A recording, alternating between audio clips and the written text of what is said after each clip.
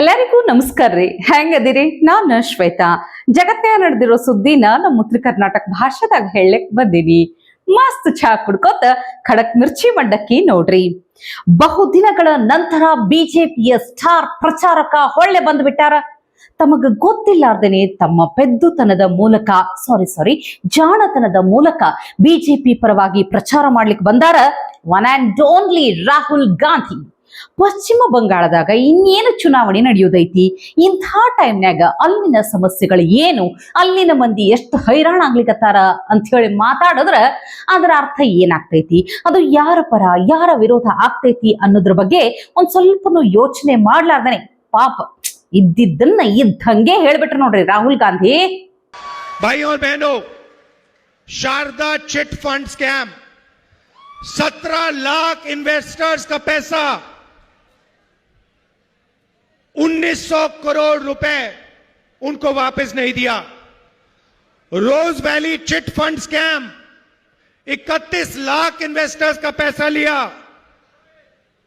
6,600 करोड़ रुपए अभी तक वापस नहीं दिए. Coal smuggling scam, illegal mining, transport, goonda tax collection होता है यहां पे ट्रांसपोर्टर्स और परचेजर्स से, और यहां पे बंगाल की जनता का फायदा नहीं होता है. यहां पे सिर्फ तृणमूल कांग्रेस का जो सिंडिकेट है उसको ये 24 ಈಗ ಪಶ್ಚಿಮ ಬಂಗಾಳದಾಗಿರುವುದು ಮಮತಾ ದೀದಿ ಸರ್ಕಾರ.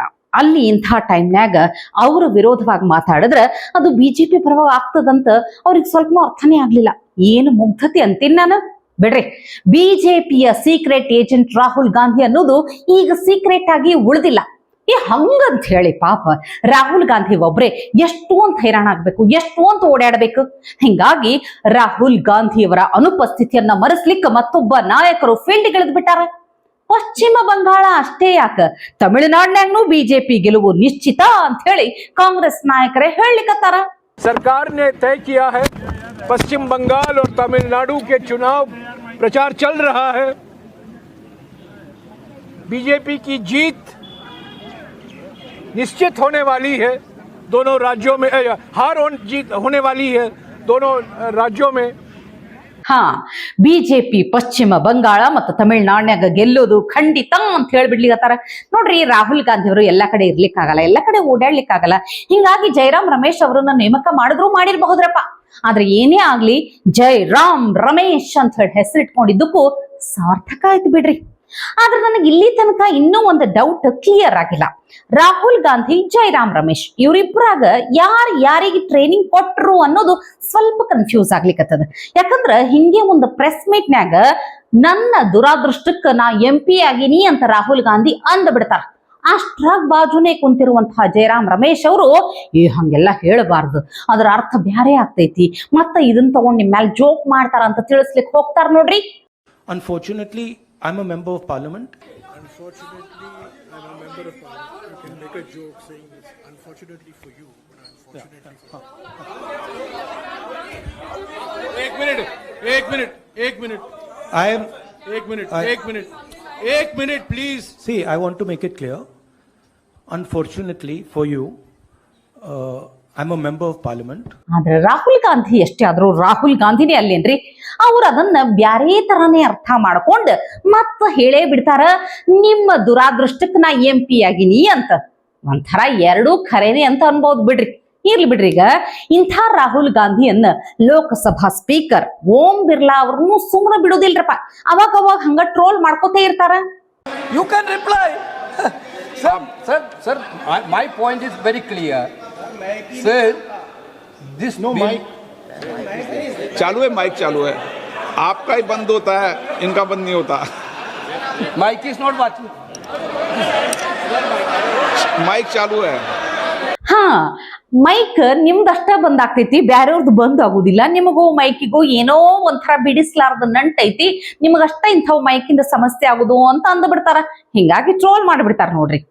ಇನ್ನ ನಿನ್ನೆ ಮಿರ್ಚಿ ಮಂಡಕ್ಕಿದಾಗ CM ಸಿದ್ದರಾಮಯ್ಯ ಮತ್ತು PM ಮೋದಿಜಿ ಮುಖಾಮುಖಿ ಆಗಿರುವಂತಹ ದೃಶ್ಯನ ನೋಡಿದ್ವಿ. ಇವತ್ ಮೋದಿಜಿ ಮತ್ತು ಮಲ್ಲಿಕಾರ್ಜುನ ಖರ್ಗೆ ಎದುರಾ ಬದರ ಆಗಿರೋದನ್ನ ನೋಡ್ಬೇಕು. ಆದ್ರೆ ಇಲ್ಲಿ ಖರ್ಗೆ ಸಾಹೇಬ್ರ ಅಲ್ರಪ್ಪ ಸೆಂಟರ್ ಆಫ್ ಅಟ್ರಾಕ್ಷನ್. ಇಲ್ಲಿ ಮತ್ತೊಬ್ರದಾರ, ಅವ್ರ ಬಾಜುನ ಅದ ಸಾಲ್ನಂಗ್ ನಿಂತವ್ರು. ಮೋದಿಜಿನ ನೋಡಿದ ಕೂಡ್ಲೆ ಅವ್ರ ಮುಖದಾಗ ಅದ್ ಏನು ಸಂತೋಷ, ಅದ್ ಏನ್ ಹೆಮ್ಮೆ, ಆಹಾ.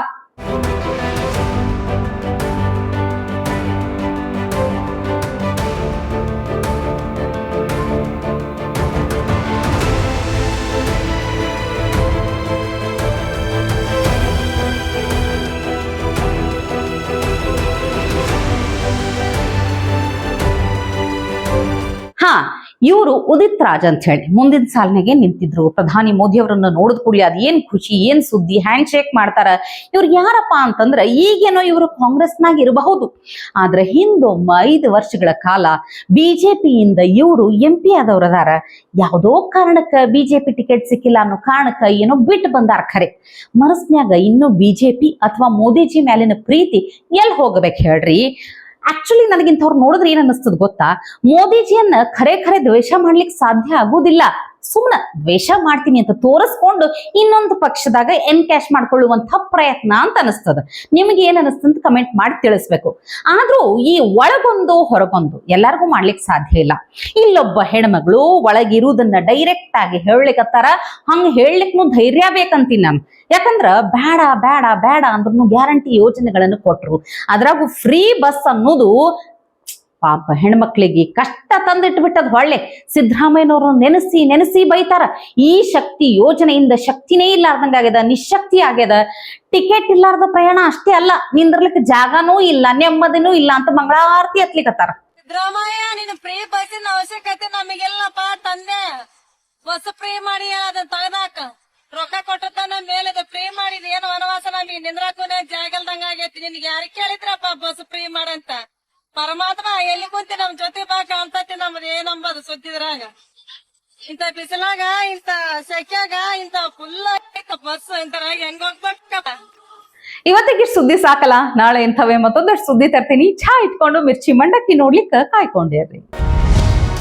ಟಿವಿ ವಿಕ್ರಮ, ದೇಶ ನಿಮ್ಮ ಕೈಯಲ್ಲಿ. ಈ ಕಾರ್ಯಕ್ರಮ ನಿಮಗೆ ಇಷ್ಟ ಆಗಿದ್ದಲ್ಲಿ ಲೈಕ್, ಶೇರ್ ಹಾಗೂ ಕಮೆಂಟ್ ಮಾಡಿ. ಟಿವಿ ವಿಕ್ರಮದ ಕಾರ್ಯಕ್ರಮಗಳನ್ನು ನಿರಂತರವಾಗಿ ವೀಕ್ಷಿಸಲು ಸಬ್ಸ್ಕ್ರೈಬ್ ಮಾಡಿ, ಬೆಲ್ ಐಕನ್ ಒತ್ತಿ.